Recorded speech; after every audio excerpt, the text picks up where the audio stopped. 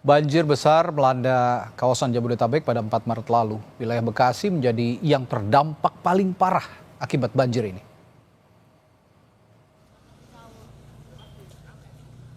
Warga di Pondok Gede Permai, Bekasi, Jawa Barat mulai membersihkan lumpur dan kotoran sisa-sisa banjir di rumahnya. Sejumlah fasilitas lingkungan dan rumah warga banyak yang porak-poranda akibat banjir hampir setinggi 6 meter yang merendam perumahan tersebut pada Selasa 4 Maret. Banjir di perumahan Pondok Gede Permai merendam hampir sebagian besar rumah warga. Bahkan warga sempat terjebak banjir 9 jam hingga harus mengungsi ke atap rumah menunggu dievakuasi. Seberapa terdampaknya rumah Ibu? Kurang lebih 6 meter. Tadi saya nyampe atap dari jam 5 pagi di Genteng. Kalau ini Ibu mau mengungsi kemana? Ke saudara saya yang di atas. Itu di atas, di kampung atas. Sejauh ini sudah ada bantuan yang diberikan oleh Pemda setempat belum, Bu? Belum. Saya aja tadi baru turun jam 2 siang dari Loteng. Banjir juga merendam perumahan Villa Nusa Indah, Jati Asih hingga mencapai 2 meter. Bukan hanya perumahan, banjir juga mengganggu operasional stasiun kereta Bekasi. Akses keluar masuk stasiun terendam banjir. Listrik terpaksa dipadamkan hingga sejumlah fasilitas dan juga lift tidak bisa digunakan. KAI komuter lain juga merubah perjalanan kereta. Rumah Sakit Umum Daerah Dr. Hasubullah, Kota Bekasi juga ikut terendam banjir. Air yang berasal dari luapnya Kali Bekasi bahkan masuk hingga ke ruang perawatan mesin. Salah satu lokasi yang juga terdampak parah banjir adalah Mall Mega Bekasi. Aliran air deras yang masuk ke dalam mall membuat pengunjung panik. Saat ini banjir masih menggenangi puluhan kios dan mobil serta motor yang terparkir. Data BNPB menyebut ada 51.320 warga korban terdampak banjir di Kabupaten Bekasi pada 4 Maret. Wilayah yang terkena banjir ada di 18 desa dan 10 kecamatan. Sementara itu di Kota Bekasi, banjir berdampak pada 61.233 warga dan wilayah yang terdampak 25 kelurahan dan 12 kecamatan. Kepala BNPB Letjen TNI Suharyanto menyebut daya dukung lingkungan mulai menurun dan alih fungsi lahan hijau di hulu menjadi penyebab banjir di Bekasi yang saat ini semakin besar. Ya memang ini kan curah hujannya juga ekstrim ya. Sumbernya kan dari hujan ya. Hujan kemarin malam itu, ulangi 2 hari yang lalu itu kan dari mulai siang sampai subuh hujan terus. Nah, kalau daya tampung kali ya memang seluruh Indonesia ya. Jadi karena daya dukung lingkungan tuh berbeda dengan 10 tahun yang lalu, 20 tahun yang lalu. Orang makin banyak ya. Kemudian alih fungsi lahan di hulu itu juga berpengaruh. BMKG pun menyebut curah hujan masih akan tinggi hingga 11 Maret nanti. Kewaspadaan bencana hidrometeorologi harus ditingkatkan. Tim Liputan, Kompas TV. Lalu bagaimana penanganan pemerintah terhadap pengungsi banjir? Kita sudah terhubung bersama Wakil Menteri Sosial Agus Jabo Priyono yang bergabung melalui sambungan virtual. Selamat sore Pak Wamen. Selamat sore Mas Radi. Baik, Pak Wamen langsung saja. Fokus penanganan terhadap pengungsi banjir baik di Jakarta, Bekasi atau daerah-daerah lain yang dilanda banjir, Pak Wamen? Jadi protap yang dilakukan oleh Kemensos ya di dalam melakukan bantuan kepada para korban bencana, baik itu banjir maupun bencana-bencana yang lain. Tugas Kemensos itu setelah para pengungsi masuk di shelter, jadi begitu terjadi banjir, kemudian ada TNI Polri, ada BNPB, ada tim Tagana, atau tim relawan terlatih yang lain yang mengevakuasi korban ke titik-titik pengungsian. Nah, setelah di titik pengungsian inilah kemudian Kemensos turun memberikan bantuan-bantuan. Semalam saya dengan Bapak Menteri Sosial berkunjung ke Bekasi melakukan pengecekan ya ke titik-titik pengungsi, termasuk kita di sana mendirikan dapur umum. Kemudian dapur umum ini melayani permakanan para pengungsi, ya. Oke. Itu setiap sekali produksi itu 1.500, kita 2 kali produksi, dan kemudian kita melakukan pengecekan di pengungsian di tempatnya, di kantornya BNPB. Kita ingin memastikan apakah para pengungsi sudah mendapatkan penanganan, pelayanan yang layak. Sekaligus kemudian kita juga memberikan bantuan-bantuan berupa permakanan cepat saji, kemudian memberikan bantuan kasur, bantuan selimut, bantuan obat-obatan, terus kemudian juga bantuan untuk kitwear, ya, termasuk bantuan untuk keperluan ibu-ibu, termasuk ada pakaian dalam, ada softtek dan lain-lain. Pokoknya ini kemudian kita berusaha semaksimal-maksimalnya supaya para pengungsi ini mendapatkan perlindungan dan pelayanan yang layak dari negara. Oke, ini fungsi dari pemerintah juga memberikan jaminan perlindungan juga kepada para korban banjir. Tapi saya ingin tanyakan, ada instruksi atau arahan yang lebih spesifik nggak dari Pak Presiden, Pak Wamen, terkait penanganan korban banjir di Jabodetabek ini?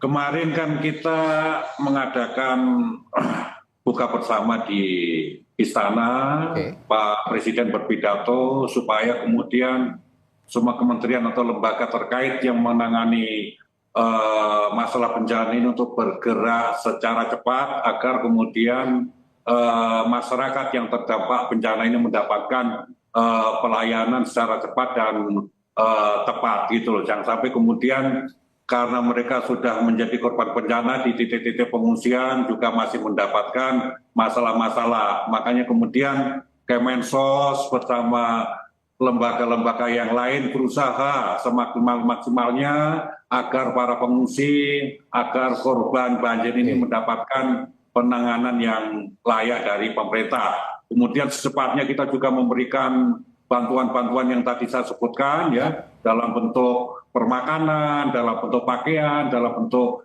tempat tidur. Juga kita memberikan layanan rekreatif terhadap anak-anak, termasuk kemudian kita memberikan pelayanan medis kepada ibu-ibu hamil. Karena semalam di Bekasi ada ibu-ibu yang meminta supaya ada dokter yang mendampingi di titik-titik pengungsi. Kami sudah menyediakan itu bekerjasama dengan pemerintah daerah dan dinas kesehatan. Pelayanan cepat dan tepat dari Pak Presiden tadi, instruksi lebih spesifiknya. Tapi artinya dengan demikian seperti yang sudah Anda utarakan juga tadi Pak Wamen, distribusi ini sama sekali tidak terganggu sampai sekarang ya. Meskipun ya kita ketahui lah pemerintah kan sedang dalam misi efisiensi anggaran, tapi tidak mengganggu proses distribusi termasuk untuk para korban banjir di Jabodetabek ini ya Pak Wamen. Sejak awal masalah efisiensi ini tidak pernah mengganggu program, ya. Jadi tidak ada persoalan. Program-program kementerian, baik itu program untuk bantuan sosial maupun bantuan atensi maupun bantuan adaptif, ya, kayak bantuan terhadap korban bencana tidak ada pengaruh sama sekali. Bahkan Pak Presiden, ya, menginstruksikan jika kemudian kurang, Pak akan memberikan tambahan untuk memberikan bantuan-bantuan ke masyarakat. Jadi saya tegaskan tidak ada masalah. Persoalan distribusi segala macam, ya, secara teknis kemarin memang ada karena lokasinya terkepung banjir, kemudian akses masuk ke sana juga agak susah, dan kemudian memang untuk pengungsi sendiri ini terbagi menjadi 2 pengungsi. Satu pengungsi mandiri yang masih berada di kampungnya, ya, mungkin ke titik-titik yang aman, dan ada pengungsi yang masuk ke shelter-shelter yang ada di sekitar lokasi bencana tapi aman. Dari 2 tempat lokasi ini pemerintah tetap memperhatikan, baik itu memberikan bantuan permakanan maupun bantuan-bantuan yang lain. Dan saat ini menurut informasi yang kami terima sudah mulai perlahan-lahan surut airnya dan pengungsi juga sudah mulai kembali ke rumah, dan kita juga memberikan bantuan untuk membersihkan rumah-rumah para korban bencana banjir di Bekasi dan di beberapa titik yang lain. Artinya Kementerian Sosial juga sudah melakukan inventarisasi soal sebaran pengungsi banjirnya Pak ya? Karena tadi juga Bapak bilang tidak semua tempat ini juga bisa dijangkau dengan cepat begitu. Artinya sudah ada inventarisasi itu ya Pak? Ya, sudah ada inventarisasi. Jadi Kemensos sendiri saat ini menangani di 3 area. Yang pertama di Jakarta, yang kedua di Kabupaten Bogor, yang ketiga di Kota Bekasi. Di masing-masing area itu sudah ada titik-titiknya dan kita sudah memberikan bantuan-bantuan ya, berupa permakanan, berupa pakaian, termasuk bantuan-bantuan yang lain. Jadi semua sudah tertangani sesuai dengan kemampuan kami untuk menjangkau di daerah-daerah pengungsi. Kalau kemudian masih ada persoalan, kita akan melakukan asesmen. Jadi nggak usah khawatir, kita akan melakukan asesmen. Kalau kemudian masih ada daerah-daerah atau titik-titik yang belum mendapatkan bantuan, nanti akan segera kita respon. Terima kasih. Ya, Pak Wamen, itu kan tadi bantuan-bantuan yang sifatnya langsung begitu ya, ditangani seperti instruksi Pak Presiden juga cepat dan tepat. Tapi bagaimana dengan bantuan jangka panjang? Maksud saya begini, ini kan bulan Ramadan dan juga akan menjelang Hari Raya Idul Fitri, pasti juga banyak korban yang terkena banjir ini terdampak begitu akhirnya secara ekonomi. Apakah Kemensos juga punya program rehabilitasi sosial misalnya untuk korban banjir setelah kondisi sudah mulai pulih, sudah mulai normal begitu untuk menopang tadi korban-korban yang terdampak banjir terutama untuk menghadapi Hari Raya Idul Fitri, Pak Menteri. Pak Wamen, sorry. Jadi D2D-nya itu kan tanggung jawabnya pemerintah daerah. Ya. Mereka lah yang membuat asesmen. Jadi kalau misalkan sekarang ini asesmennya adalah darurat, terus kemudian setelah itu ada masa transisi, kemudian masa rehabilitasi, ya semua proses itu nanti kita akan terlibat dan akan berkolaborasi serta bersinergi dengan kementerian-kementerian yang lain. Jadi nanti sesuai dengan topoksinya masing-masing. Yang urusan nanti misalkan ini perlu relokasi segala macam, itu nanti akan kita selanjutnya setelah situasi kedaruratan ini dinyatakan selesai oleh pemerintah daerahnya masing-masing. Oke, artinya langsung dikoordinasikan dengan pemerintah daerah setempat begitu ya, Pak Wamen ya, untuk solusi jangka panjang. Karena ya banyak sekali yang terdampak, terutama yang kehilangan mata pencaharian akibat banjir ini. Misalnya saja pedagang, mungkin saja ada mostly pedagang memang yang terkena dampak, sehingga perlu dilakukan rehabilitasi secara ekonomi. Nah, lalu selanjutnya Pak Menteri, untuk pencegahan di masa depan sendiri, langkah yang diusulkan Kemensos untuk meningkatkan kesiapsiagaan masyarakat ini juga punya peran penting sebenarnya Kementerian Sosial untuk menghadapi banjir di tahun-tahun mendatang. Ada edukasi secara khusus. Jadi kalau Kementerian Sosial itu sebetulnya kan bagiannya memberikan bantuan-bantuan darurat. Bantuan-bantuan darurat itu yang paling prinsipil. Tetapi dalam proses rehabilitasi, dalam proses kemudian rekonstruksi segala macam, memang kita juga dilibatkan.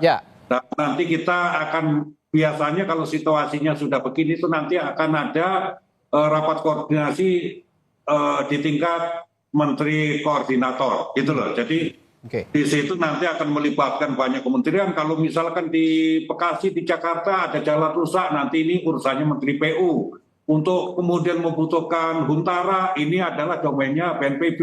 Ya kan, sampai mereka kemudian bisa survive, sampai kemudian bisa keluar dari situasi bencana ini dalam masa transisi, nanti Kemensos bisa memberikan subsidi-subsidi yang lain sampai mereka kemudian betul-betul aman dan betul-betul sudah selesai dari masalah-masalah darurat ini. Baik, terima kasih Pak Wamen. Semoga nanti distribusinya juga lancar seperti instruksi Pak Presiden, tepat dan cepat begitu ya, bisa diterima langsung oleh para korban banjir yang melanda Jabodetabek.